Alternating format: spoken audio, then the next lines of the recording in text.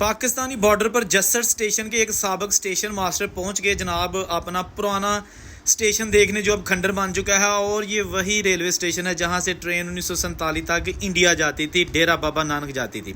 जब ये जावेद शाह साहब जो कि साबिका स्टेशन मास्टर हैं यहाँ के, वो यहाँ पहुंचे और उन्होंने बताया कि उनके दौर में यहाँ पर कितना खूबसूरत स्टेशन था, पुराना सामान था, बत्तियां थी जिनके अंदर दिए जलाकर रोशनी की जाती थी। ये सारा सामान उन्होंने पूरा एक्सप्लेन किया। गो कि अब इस स्टेशन पर ये सामान मौजूद नहीं है, लेकिन उन्होंने बड़ी तफसील के साथ बताया कि जब 1947 की पार्टीशन हुई तो उन्होंने अपने बुज़ुर्गों से सुना कि यहाँ से बहुत सारे काफ़िले इंडिया गए, हिंदू सिखों के और मुसलमानों के काफ़िले इंडिया से पाकिस्तान आए।